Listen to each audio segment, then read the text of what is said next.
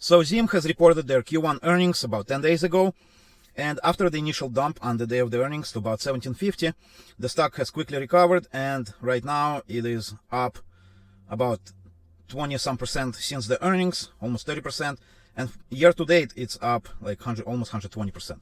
Okay, so let's take a look at the earnings, and we'll compare it to our predictions, as well as see what's gonna happen next quarter and going forward. And by the way, the good news is they finally made some money after 5 unprofitable quarters when they were losing money, and they're bringing back the dividend, so that's a great news.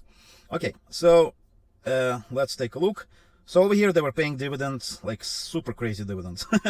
At one day, one quarter, a couple years ago, they paid $17. That's like their whole share price right now, almost. But after the first quarter last year, they cut the dividend because they were losing money, and finally they're bringing it back. Oh, and by the way, guys, if you like this kind of videos, we ask you to please click that like button and subscribe to the channel to see more of these videos. Now, again, we're a new YouTube channel, so your likes really help the channel grow, and it motivates us to make more videos like this. So click the like button, subscribe to the channel. If you have any questions, ask them in the comment section below, and let's begin. All right, so here we have the chart for their ZIM performance since this IPO, which was 3.5 years ago, give or take. And actually, since IPO, they're up significantly. So if you dripped, if you reinvested your dividends, you're up 413% if you bought at IPO. And if you didn't reinvest the dividend, you're up 432%, even higher. And the reason is because, like, if you reinvested over here when they were paying a lot of dividends, you were sitting on a very expensive stock, and so when the stock dropped about below $10, you were in the dumps, but you were still up like 50% even at the lowest point. Now that's given that you invested all the way at IPO. Anyway, so as I said, again, they're finally profitable after like 4 quarters of losing money. So that's a good thing. So let's take a look at the actual earnings and see what's gonna happen to ZIM stock going forward. Okay, so here are our predictions, and basically, as I said in my video, these are the bear case and the low case, the mid-range, high-end, and super bull. They were kind of too bullish. Anyway, so the actual revenue, and this was the estimate from the street, was 1.56 billion. So they actually met their revenue estimates. On the net earnings, they actually missed. Okay, so the estimate was $1.14. They reported 75 cents. So that's a miss, but as I said, again, they're bringing back the dividend. So they're paying out 30% of the net income for the first 3 quarters, and then in the last quarter they make up dividend, where they pay up 50% of total earnings for the year. So if you keep your stock until the last quarter of this year, basically until they report in March of 25, if you keep the stock through X dividend date, you will collect 50% dividend. The makeup is 20%, and whatever you have collected by then. Anyway, so on the volumes and on the TEU, so their volume increased 7.6% quarter over quarter. That's a good thing. However, the TEU rate, which is the shipping rate, went up only 32%. And why do I say only? Let's take a look at Drewry shipping index. Guys, right now it's sitting at above $4,000, and throughout first quarter it was about $2,700. So ZIM only collected $1,452 per TEU. That's average rate. And the reason for that is because a lot of their shipping agreements are contracted out in the future. So they had rates preset through the contracts, and those rates were much lower than the market rate or spot rates as reported over here. And you can see right now Shanghai to New York is like almost $7,000. We're pretty much going back to COVID times when the rates were in the 10,000 range. Okay, so again, the reason for this is because the Red Sea ships cannot go through it, and they have to go around Africa to go to Europe and to go to US, and that adds to shipping days, adds costs, and so on and so forth. Okay, so they didn't capture the upside on the spot rates during first quarter, or they captured very little upside because of the contracts. Okay, but if you listen to their earnings call, and I think if you're looking to invest into ZIM, you should probably listen to the earnings call. So on it, they said that going forward until basically the next 12 months until May 2025, they want to do 35% of their volume as contract to the rates and 65 as spot. Now, so before the rates went up, they contracted most of their rates just to, like, secure some kind of price. But right now the rates are through the roof, and I think right now setting up contracts at higher rates would probably be smart. So I would probably do this at 50-50 split, because spot rate, like if the Red Sea crisis resolves through military action, or there's an end of war in Israel, probably the ships will resume going through Suez Canal, through Red Sea, and overall global shipping rates will drop. And nobody knows when that will happen, but it could happen, in a couple months, or in 3 months, or 6 months. So the thing is, the rates will not stay elevated, most likely. That's my guess. Now, I'm not an expert on global shipping. I just know a little bit. Anyway, so right now the rates are super high, and they want to capture that through doing 65% of their volume through spot rates. Okay, so there is this guy Chris Shipping on Twitter, or X, and if you want to be if you want to own stocks and shipping, you probably should follow this guy. He knows his stuff. So and I want you to look at this post he did 14 hours ago. Basically, here are the contract rates for October: $3,200, and December is $2,500. So that's if you make a contract, if you sign a contract right now, you can secure those rates. And let's look again. They charged $1,452 per TEU. So this is a really nice increase to the rates they received in the last quarter.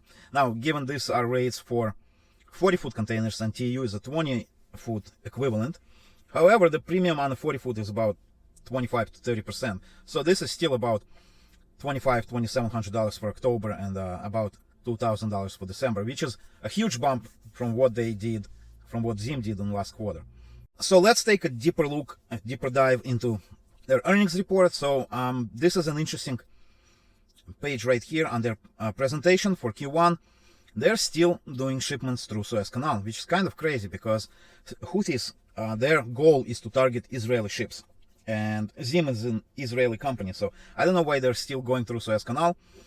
It is a reduction from Q1 of the previous year, but it is an increase from Q4 of last year. Okay, so I'm not sure why they're risking going through Suez Canal, through the Red Sea, when they are the actual target of the Houthis. So yeah, that makes no sense. They have a lower volume in intra-Asia. Atlantic went up so this here is Q4 of last year, and this is last quarter. They have increase in Pacific, which is good. That's going to United States. Intra-Asia increase, Latin America increase, Atlantic also increase. So increase across the board. And if you listen to their earnings call, they're actually expecting increased volumes in shipping this year, in 2024. And there are several reasons. Like, first of all, in 23, Walmarts and Targets, the big retailers, and as well as other retailers, and Amazon. I don't know so much about Amazon, but the big retailers, they were selling out their inventory, and they were not ordering new inventory because they needed to show better earnings. And basically, they were not ordering new stuff. They were getting rid of the COVID inventories. But then they sold out of them, and they have now to replenish their stocks. So there's more shipping demand. All right. Another thing interesting is that there is a shortage of the actual containers, because think about it. So all these big ships, they come from Asia, from Shanghai or other places in Asia. They come to the United States, they unload their containers, and then going back, the rate from LA to Shanghai is like below $1,000. And the rate from Shanghai to New York, or let's look over here, from Shanghai to LA, it's like $5,300. But going back, it's below $1,000. So a lot of these guys, if they cannot find a load, they'll just go empty. And so those containers, they do not come back to Shanghai to get refilled. And so that creates a shortage of containers. Because think about it. China ships all their, consumer products to the United States, and we send them, high-tech stuff.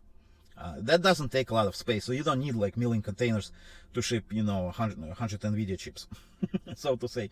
Anyway, so though a lot of those containers, they are basically staying in the United States. So now we have a problem where we're going to store them. That was a huge problem during COVID. You know, they couldn't unload fast enough, and that's why we had like over 100 ships in the Bay of Los Angeles basically waiting to be unloaded. But then, like, what do you do with the containers? And they were just basically stacking them, and there was no room to add more containers, and they were like filling up the parking lots and whatnot. The situation has changed in the last couple of years, but still there is now a shortage of containers, and that affects the shipping rates, which keep climbing. Like over here in beginning of February, they actually went down a little bit, but now they're steadily rising again.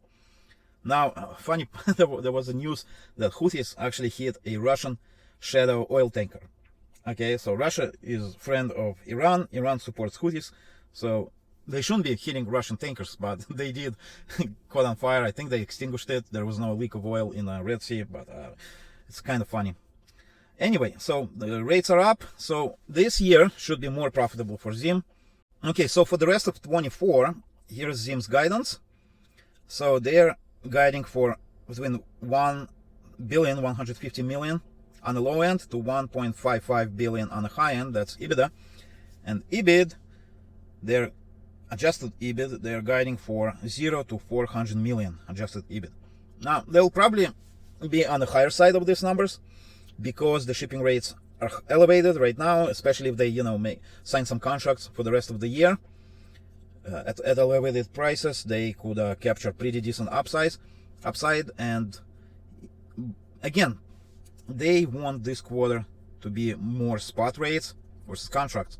So these numbers, they will change as time goes on. But again, rates going up, so they will make more money this year. Also, they are getting new ships in this year. They will get a total of 21 new ships, and those are mostly powered by LNG, which is liquefied natural gas, versus diesel. Most container ships are powered by diesel, and oil is kind of expensive. And the gas, natural gas, especially in the United States, have been, you know, hovering around the multi-year lows. Now, LNG is more expensive because you have to compress it and make it into liquid form, so that's pretty pricey. But still, you know, during COVID and when Russia invaded Ukraine, the LNG prices went through the roof, and natural gas just, you know, spiked significantly, especially in Europe. But ever since then, even though Russia stopped shipping gas into Europe, the prices have settled, and they actually significantly decreased. So these are much greener vessels. The emissions from them compared to diesel ships is much better, much greener, a lot fewer emissions. So anyway, let's try to do some predictions for their second quarter, because it's already 2 months into the quarter, so there's 1 month left. Okay, and we can see over here, so let's find March. Right here is end of last quarter. So the prices were pretty high, then they kind of collapsed a little bit, but now they're up on the rise. So I would say the average this quarter, so let's look at index. I would say the average is somewhere around $3,100 per 40-foot container. Okay, and so for TEU, that would be about $2,500 per TEU. That's the average price right now. Again, on May 30th, so that was yesterday, the 40-foot container price was $4,200. But again, ZIM is doing a lot of their shipping is under contract from when rates were low, so they're not capturing all this upside. So yeah, basically, if ZIM is able to get $1,850 per container per TEU, we're looking at above $2 billion revenue on the high side, about 1.75 on the low side, and 1.9 somewhere in the middle, and that gives us EPS of 154. EPS 512. Wow, that's insane. On the high side, 375 on the mid range, and $2.5 on the low end. Again, I don't think it will be 1,800. I think it will be closer to 1,700.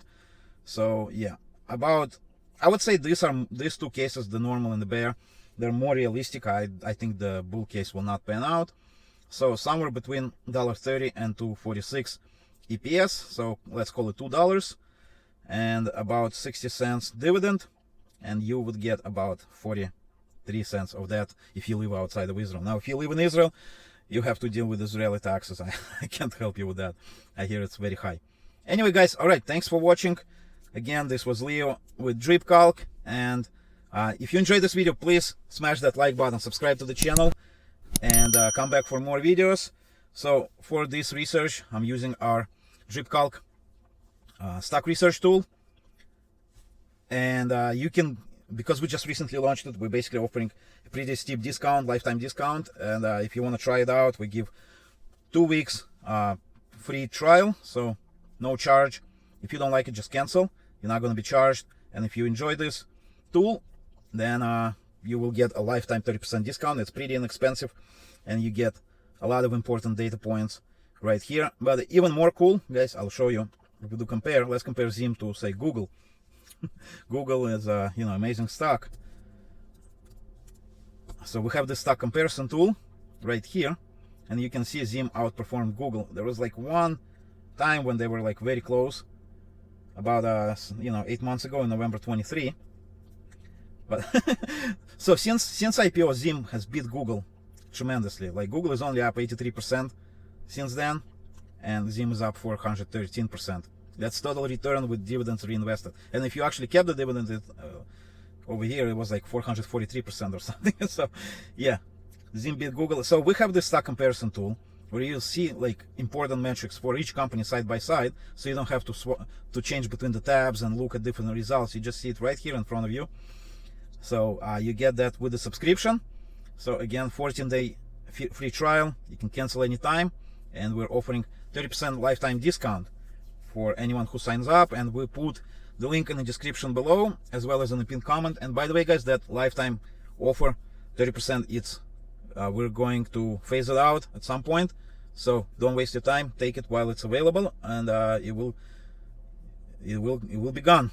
All right, guys, again, thanks for watching. Subscribe to the channel, click the like video, and I'll see you in the next one.